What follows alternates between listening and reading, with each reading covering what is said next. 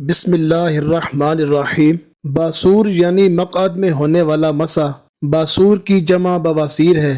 بواسیر کے 3 اہم اسباب ہیں۔ نمبر 1 پرانی قبض، نمبر 2 تبخیر معدہ یعنی وہ بخارات جو کھانا کھانے کے بعد معدے سے دماغ کو چڑھتے اور بدن کو بھی تھوڑا سا گرما دیتے ہیں۔ نمبر 3 اکثر کرسی پر بیٹھنا۔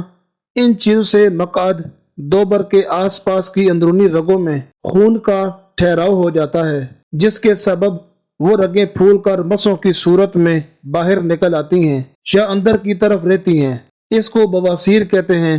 بعض لوگوں کی بواسیر بیک وقت اندرونی اور بیرونی دونوں طرف ہوتی ہے۔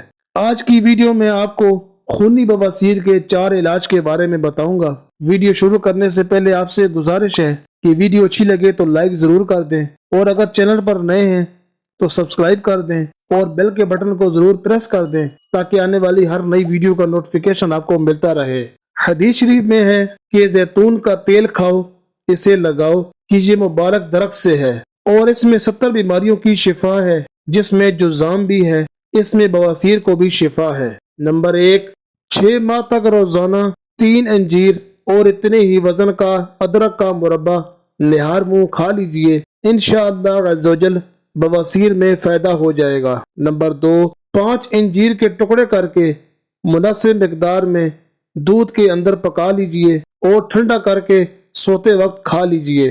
یہ خونی بواسیر کا مجرب یعنی تجربہ شدہ علاج ہے، انشاءاللہ عز و جل خون بند ہو جائے گا۔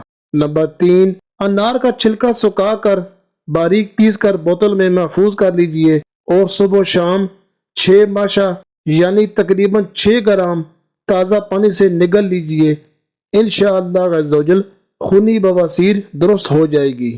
نمبر 4 نیم کے درخت سے جو پکی ہوئی نبولیاں گر پڑتی ہیں وہ روزانہ 12 عدد چھلکا اتار کر کھا لیا کریں۔